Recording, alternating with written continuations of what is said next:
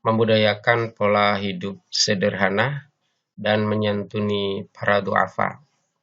Sebelum kita masuk pada ayat, sebaiknya kita menguasai beberapa hal, karena dalam memaknai atau mengartikan ayat nanti, kita akan menggunakan cara-cara yang biasa dilakukan di pesantren, walaupun sangat minimalis.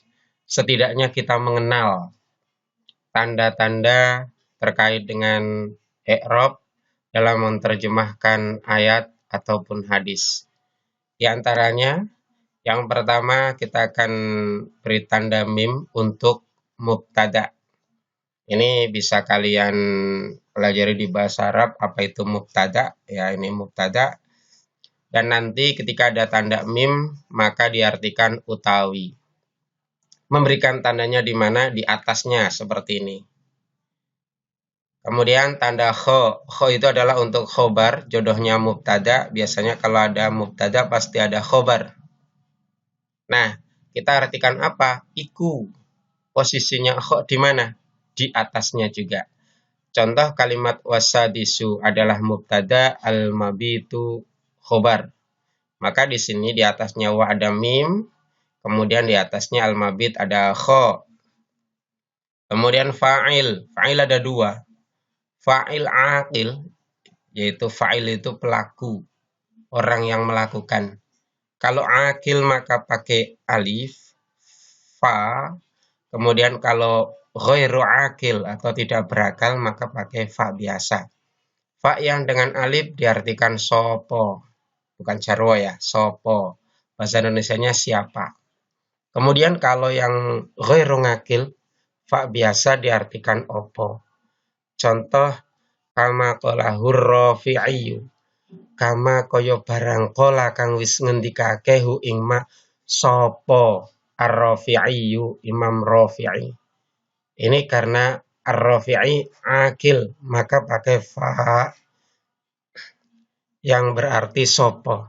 Sedangkan pada contoh yang kedua, waya juzu isti'malu ina'in, waya juzu lan wenang opo. Ini opo ya, karena ghairu ngakil, kata isti'mal memakai, isti'malu ina'in memakai wadah, dan seterusnya.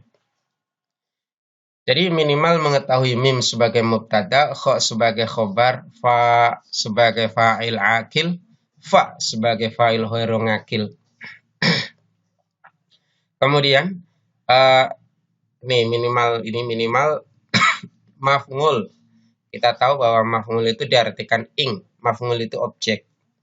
Biasanya ada yang menggunakan tanda mim fa di atasnya seperti ini. Nah, ini pojok bawah. Ada juga yang menggunakan cukup diberi tanda ing di bawahnya. Ini tidak ada titiknya ini. Ya, ing di atasnya. Baik, kita masuk pada ayat, yaitu Quran Surat Al-Furqan ayat 67. 25 itu adalah nomor surat. Jadi kalau kita mencari ayat ini, kita buka saja di surat yang ke-25, ada surat Al-Furqan. Bismillahirrahmanirrahim. Walladzina idza anfaqu lam yusrifu wa lam yaqturu wa kana baina dzalika qawama. Walladzina, wa berarti lan. Walladzina lan wong akeh kang. Ini namanya isim mausul, artinya yang. Karena menunjukkan jamak, maka muncul kata-kata wong akeh.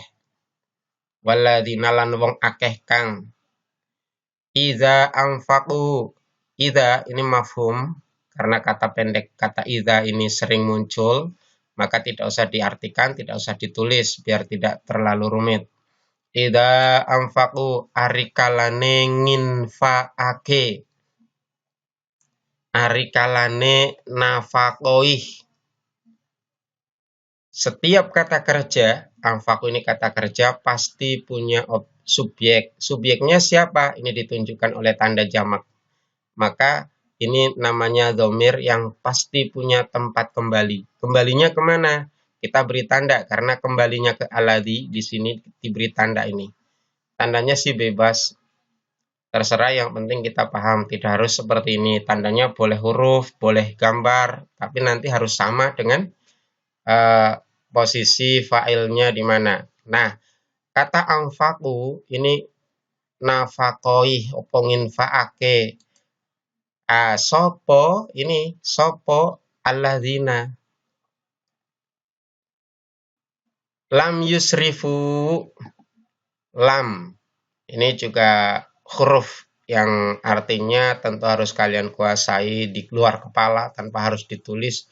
Artinya ora, tidak. Lam yusrifu, tidak, atau ora leluwihan. Ora leluwihan. Ini juga ada subjeknya atau fa'ilnya. Siapa? Sama, alladzina. Maka beri tanda yang sama. Lam yusrifu, ora leluwihan sopo alladzina. Walam yaqturu. Ini juga sama. Walam yaqturu lan ora medit sopo alladzina. Wakana lan ono. Karena kata kerja. Karena lan ono. Subjeknya mana atau fa'ilnya mana? Lan ono. Adik. Kembalinya karena ke infak dan ke infak, maka diberi tanda infak ini yang berbeda dengan yang tadi. Bebas tandanya seperti apa. Wa kana lan ono opo infak, opo nafakoh. Ini diberi tanda ini.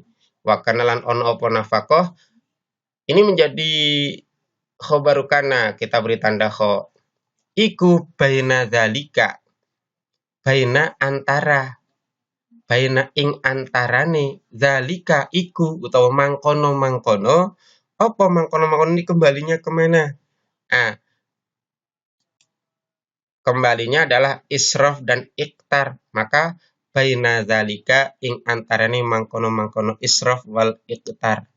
Israf juga tidak, iktar juga tidak. Israf berlebihan ada di ujung sebelah kanan, iktar ada di ujung sebelah kiri, pelit. Nah, maka di antara keduanya, tengah-tengah. Qawaman ini menjadi hal, qawaman hale imbang. Tidak boleh berat ke israf, tidak boleh berat ke iktar, tidak boleh condong ke berlebihan, tidak boleh condong ke pelit. Qawaman imbang. Oke, saya baca lagi agak cepat tanpa keterangan. Walladzina lan wong akeh kang idza anfaqu arikalane nginfa'ake nafaqoi sopo alladzina lam yusrifu ora podo leluwihan sopo alladzina walam yaqturu lan ora podo medit sopo alladzina wakana lan ono opo infak iku baina zalika tetep ing antarane israf lan iktar qawaman hale imbang. Nah, untuk memahami ayat ini, karena tiba-tiba kok ada waladzina lan wong akeh kang dan orang-orang yang, maka tentu ada kaitan dengan ayat sebelumnya.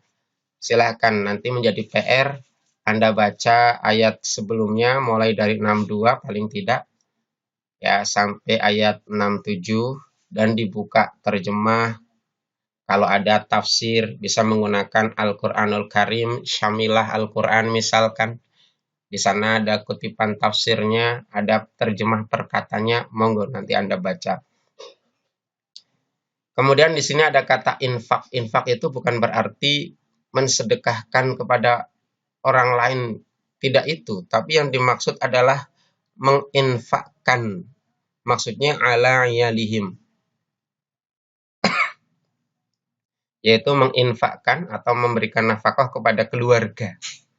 Karena biasa seseorang memberikan nafkah kepada keluarga ketika rezekinya sedang lapang, kadang memberikannya dengan cara berlebihan. Tapi kadang ketika tidak ada, diberikan nafkah itu secara pas-pasan, bahkan secara berkekurangan. Tapi kalau memiliki sifat yang pelit, biasanya ya walaupun ada, memberikannya dengan cara kekurangan.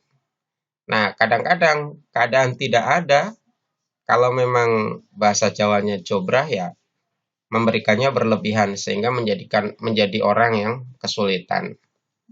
Anda lihat ayat sebelumnya dari ayat 62, nanti Anda baca termasuk maknanya ya.